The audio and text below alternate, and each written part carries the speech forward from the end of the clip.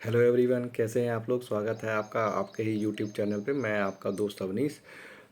आज हम बात करेंगे ऑटो सेगमेंट के बारे में, जिसमें मैंने पहले भी वीडियो बनाए हुए हैं। ऑटो सेगमेंट एक ऐसा सेगमेंट है जहां पर हमें काफ़ी ईवी के नाम से काफ़ी ग्रोथ फैक्टर दिखा है, मगर उसके स्टॉक के जो प्राइसिंग है वो बहुत ज़्यादा ओवर वैल्यूड हो गए हैं।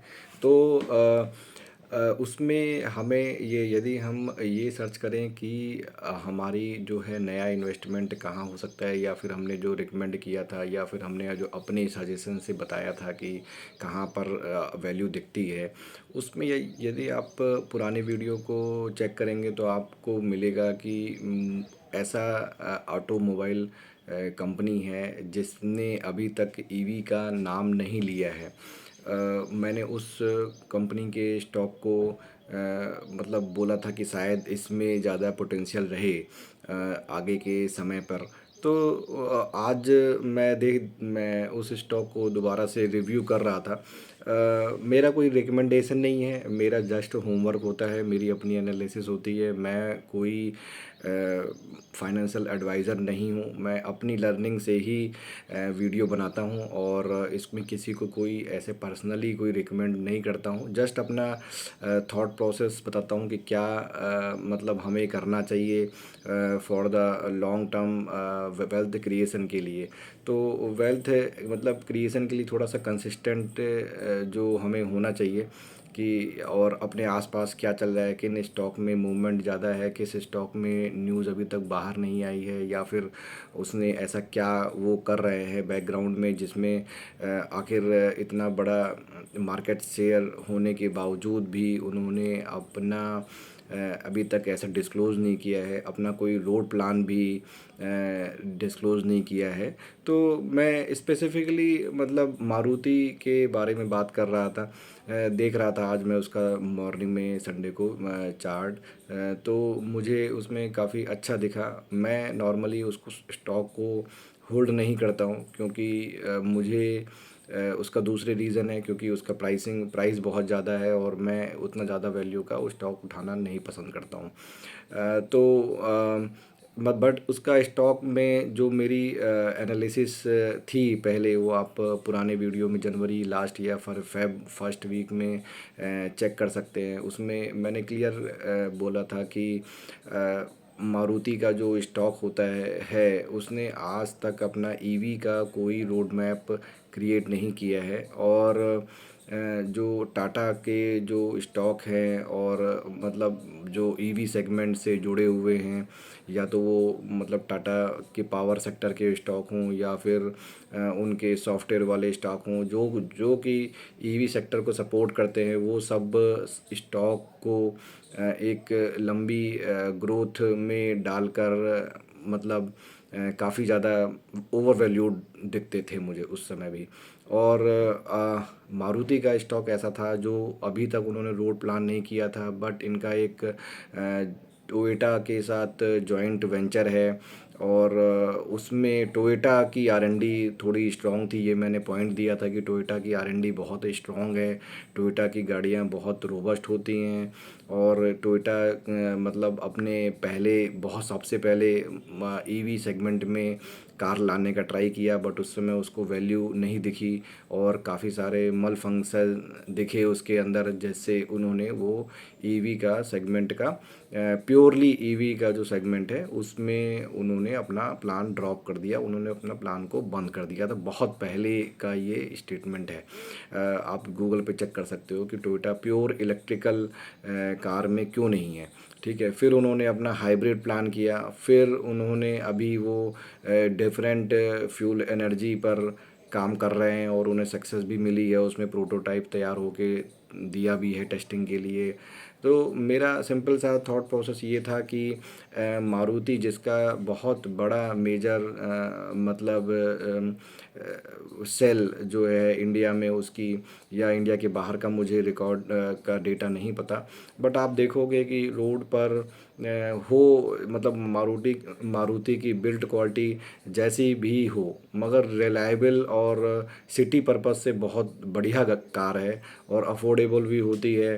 और इनके सर्विस सेंटर बहुत अच्छे हैं। आपको यदि आफ्टर सेल या आफ्टर 3 4 5 ईयर की जो सर्विस चाहिए तो आप अपने सिटी में, हर सिटी में कोई ना कोई एक ऑटो रिपेयरिंग सेंटर टाइप में एरिया डेवलप होता है। अब वहाँ पे हर मैकेनिक उसको बहुत अच्छे तरह से जानता है, तो लोगों को दिक्कत नहीं आती है। और रिमोट एरिया जहाँ पर ऑटो की मतलब इससे ऑटोमोबाइल कार्स की जो है यदि कोई सर्विसिंग है या कोई पार्ट्स है तो बहुत इजीली अवेलेबल हो जाता है। कई सारी जो कार हैं जैसे मतलब चाइनीज़ कार हैं या फिर आपका जो इम्पोर्टेड पार्ट लगाते हैं उनकी कॉस्टिंग भी ज़्यादा होती है। और आफ्टर सेल्स के बाद यदि इन केस कोई पार्ट में प्रॉब्लम आती है तो उनका मतलब टाइम बहुत ज़्यादा, ड्यूरेशन बहुत ज़्यादा है। कई बार तो ऐसा होता है कि पार्ट मिलता भी नहीं है। ठीक है, तो हम लोग जो फोकस कर रहे थे कि आखिर ऐसा क्या हिडन पार्ट है जो कि मारुति ने अभी तक अपना ईवी का कोई प्लान मतलब दिया नहीं है न्यूज़ में आज तक कि हम इस ईयर तक ईवी में इतना आ जाएंगे, उसके बाद उतना आ जाएंगे। तो उनका अभी बेसिकली, और उन्होंने डीजल का भी बहुत पहले जो का ये अपनी प्राइवेट व्हीकल्स हैं इसमें डीजल का भी उन्होंने क्लोज़ कर ही दिया है। तो ऑलमोस्ट वो पेट्रोल और सीएनजी पे उनका फोकस है या उनके हाइब्रिड पे फोकस रहता है। और तो आप मतलब पॉइंट ये था कहने का कि यदि हमें कुछ न्यूज़ चल रही है या फिर न्यूज़ बिल्कुल स्टैगनेंट में वो प्राइसिंग चल रही थी उसकी 9,500 से लेकर 10,000 के बीच में जनवरी के फेज़ में। तो वहाँ मैंने उसी चीज़ को थोड़ा सा हाईलाइट किया था कि ये प्राइसिंग डिफरेंस क्यों है ऐसी, और क्या मतलब इसका कोई प्लान नहीं है क्या आगे का। तो अभी आप देखोगे कि अभी मार्च हुआ है, मार्च का आप समझो कि थर्ड वीक में हम लोग बैठे हुए हैं। और थर्ड वीक में बैठ मतलब इतने कम समय में, फरवरी फर्स्ट वीक से लेकर March third week, hardly 4 to 5 6 week हुए हैं तब से। और उसका स्टॉक जो है मार्केट इतना डाउन है और स्टिल मतलब निफ्टी का मतलब वो एक हैवी वेट है, वो स्टॉक में एक हैवी वेट स्टॉक है। और मेजॉरिटी आपके मतलब प्राइवेट कार और कमर्शियल कार में जाता है। आप देखोगे ओला उबर भी सब चलते हैं इसी पे। और उसने अपना अभी उनका प्राइसिंग आप देखोगे स्टॉक का आज की डेट में, यदि आप 24 और 5 यदि मार्च का देखो, आज 24 मार्च है ना, 24 की 2024 की, तो आप देखोगे कि वो 9,500 और 10,000 के ब्रैकेट को तोड़कर और ऊपर की तरफ जंप किया है उसने, जो कि अब नया मतलब 11,500 और से लेकर मतलब 12,000 की ब्रैकेट में वो आ गया है। तो वो नेक्स्ट ब्रैकेट में जंप कर गया है। तो आप देखो कि बिल्कुल 6 मंथ में ही वो आराम से 20%, 25%, 20% का तो 20%, यस जो परसेंट से प्लस का उसने अभी तक आप लोग को प्रॉफिट दे चुका है। तो इसी तरह से हमें कुछ हिडन जम्स यूज़ करने चाहिए अपने पोर्टफोलियो में ऐड करने के लिए। जो लोगों का पोर्टफोलियो बहुत बड़ा है, मतलब 50 लाख या 10 लाख 20 लाख के आसपास है, लाखों में है, वो अपना कुछ 5 6 स्टॉक लेके 50,000 मतलब 10%, ये 10 लाख का है तो 5% वो मतलब पोर्टफोलियो में ऐसे स्टॉक भी लेके डाल सकते हैं जहाँ जो स्टॉक में न्यूज़ अभी नहीं है बट कहीं ना कुछ हिडन है जो हमें पता नहीं है। और जो ऐसे मार्केट करेक्शन जब अभी हो रहे हैं कि जहाँ पे मतलब डेली का आपका देखो तो मतलब 100 से लेकर 200 पॉइंट का प्लस माइनस चल रहा है। और अभी आगे जाके इंटरेस्ट रेट का भी कम होना है। तो नॉर्मली इंटरेस्ट रेट जब कम होता है तो आपका ये ऑटोमोबाइल सेक्टर भी एक सेक्टर है जहाँ पर लोगों की रीपरचेजिंग चालू हो जाती है और उनको कम इंटरेस्ट पर लोन मिल जाता है, तो वो एक सेक्टर है। और दूसरा इसका क्या मुझे जो लगता है, एक दूसरा पॉइंट है देखो अभी तक हमने पॉइंट जो डिस्कस किए उसमें ये है कि मारुति का ऐसा कुछ हिडन पॉइंट हो सकता है या रोड मैप हो सकता है जो आगे जाके वो डिस्क्लोज़ करे, हमें नहीं पता चलेगा। हमें वो प्राइसिंग हमें जब कम से कम 50% राइज हो चुका होगा या 30% राइज हो चुका होगा और इवन 100% राइज जब हो जाता है स्टॉक में, तब वो न्यूज़ डिस्क्लोज़ होती है।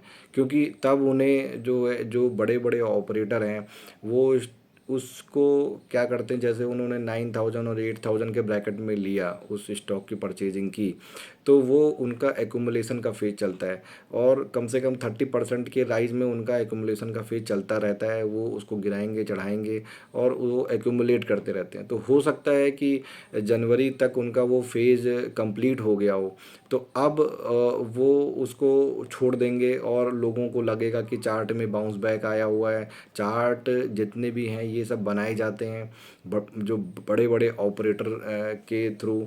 हम लोग सोचते हैं कि वो बाय डिफ़ॉल्ट अपने आप बनता है, ऐसा कुछ नहीं है।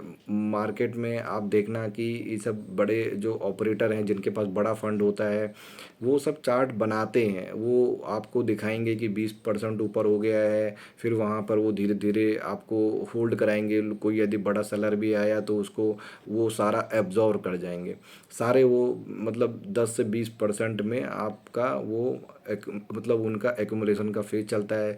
फिर एक दिन वो जंप लगा देंगे, 1-2 वीक में वो कस के जंप लगा देंगे, आपको लगेगा कि बहुत लंबे स्टैग्नेंट के बाद एक बड़ा ब्रेकआउट आया है, तो आप तब उसमें ख़रीदना चालू करोगे। तो ये चांसेस हैं और क्या पता कि सही में कोई ऐसी न्यूज़ आनी है। तो हमने अभी तक पॉइंट जो डिस्कस किया कि कुछ ऐसा है जो मारुति में अंदर ही अंदर चल रहा है। मारुति में तो R&D का मुझे ज़्यादा मतलब बिलीव नहीं है, बट टोयोटा के साथ जो उनका कोलैबोरेशन है उस पे बड़ा मुझे मेरा स्ट्रॉन्ग बिलीव है कि वो उसमें कुछ ना कुछ उनके साथ टेक्नोलॉजी शेयरिंग में चलेगा शायद उनका। और ईवी सेक्टर इंडिया में तो मुझे लगता नहीं है कि बहुत तेज़ी से ग्रो कर जाएगा।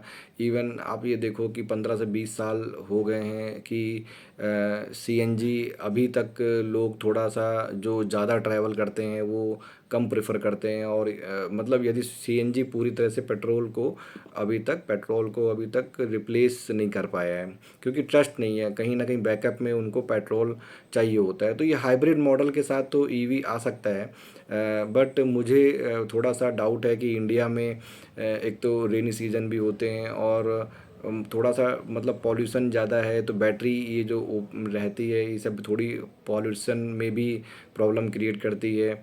और और इसमें क्या है कि पावर सप्लाई भी हर जगह की चैलेंज है। इवन तो वो मुझे लगता है कि सप्लाई का, चार्जिंग का बहुत सारे चैलेंजेस हैं। और अभी इंडिया में आप देखोगे कि कॉन्सेप्ट जो है अपार्टमेंट का आ गया है, हाई राइज अपार्टमेंट का। तो ये भी एक बड़ा इंफ्रास्ट्रक्चर का कॉस्ट है कि अपार्टमेंट में जो गाड़ियां पार्क हो रही हैं, जो कार पार्क हो रही है, वो एक्चुअली में वहाँ पर उनकी सप्लाई, चार्जिंग सप्लाई का मतलब सॉकेट बनाया जाए, वो सब बड़ा कॉस्टली एफर्ट है और पर्सनली कोई पर्सन उसको बना नहीं सकता वहाँ पे। ठीक है, मतलब वो एक चैलेंज है उसमें। तो चार्जिंग का पॉइंट का चैलेंज है। लाइट भी मतलब अनइंटरप्टेड तो नहीं आती है, कई जगह पे मतलब इंटरप्शन रहता है। अब आप इसमें एक तो ये वाला चैलेंज है। दूसरा इसका जो आप देखो कि चैलेंज क्या है कि एक तो R&D हिडन हो सकती है कोई कोलैबोरेशन, एक चार्जिंग का चैलेंज है। तीसरा इसमें जो है स्टेगनेंट प्राइस था बहुत दिनों से और मूवमेंट कोई आई नहीं थी, ना अप ना डाउन। तो बहुत अच्छा प्राइस है लेने का मेरे हिसाब से। तो 20% राइस के बाद भी जिसको एक्यूमुलेशन करना है वो एक एक स्टॉक करके एक्यूमुलेट कर सकता है।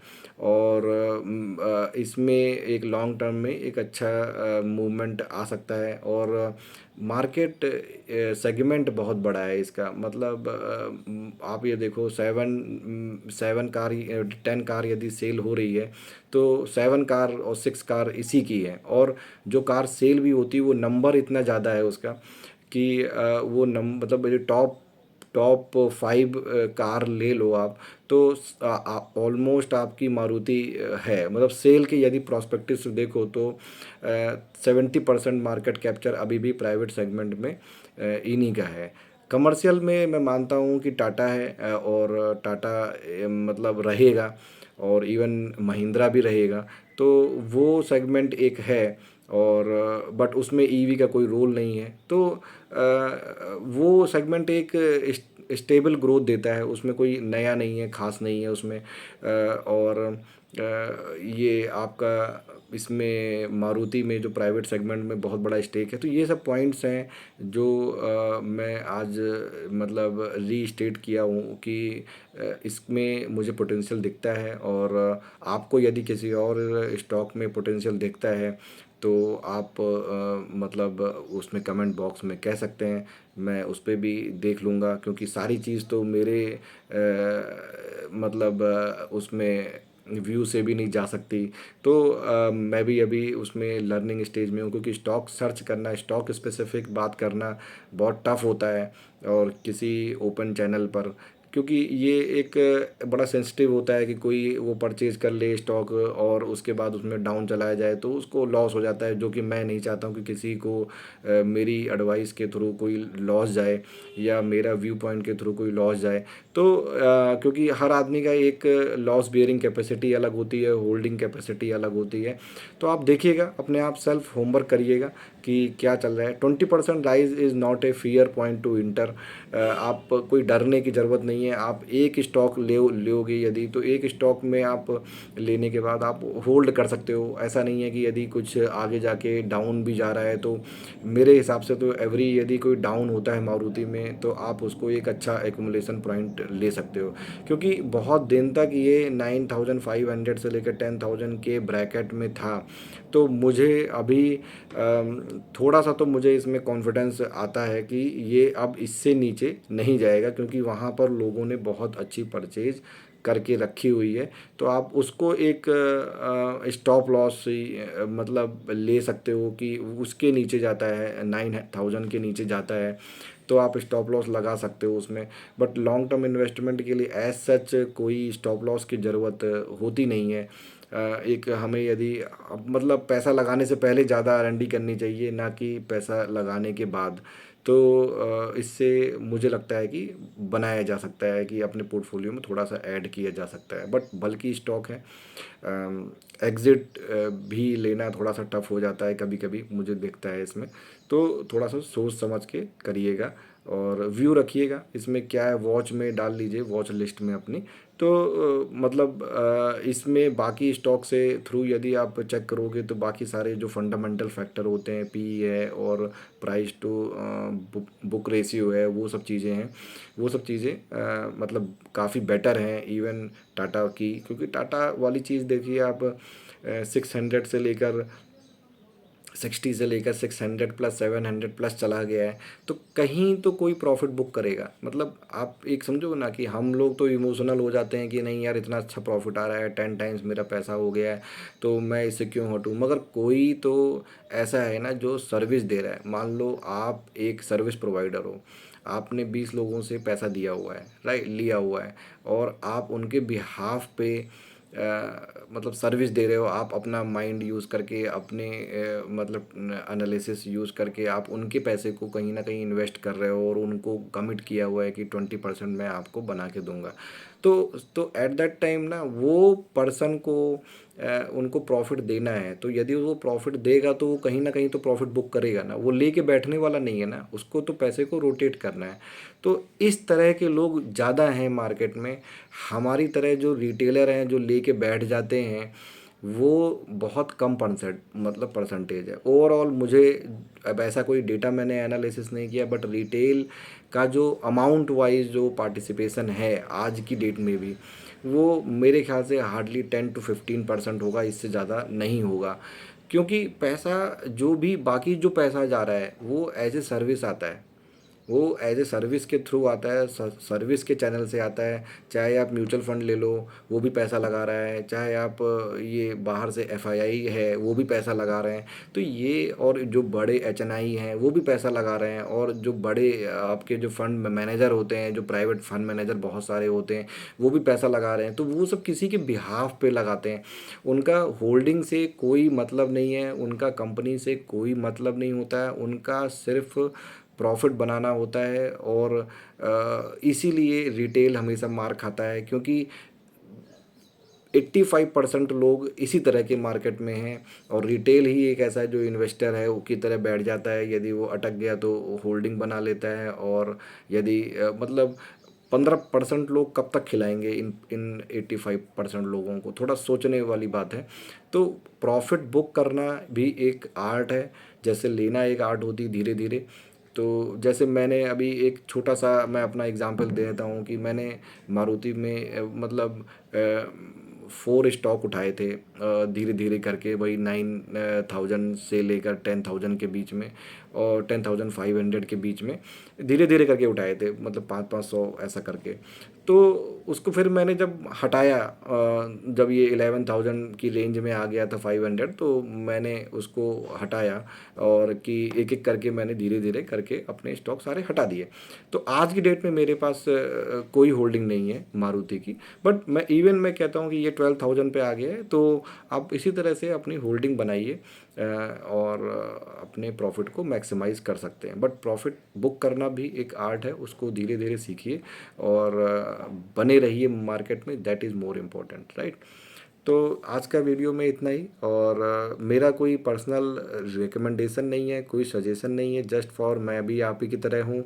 और आप अब को मैं बस जस्ट पॉइंट दे सकता हूँ कि आप भी होमवर्क करो, और यदि कुछ पॉइंट निकल के आता है नया, जहाँ जो कि मेरी नॉलेज में इसमें अभी मैंने वीडियो में कवर नहीं किया है, तो आप मुझे कमेंट कर सकते हो।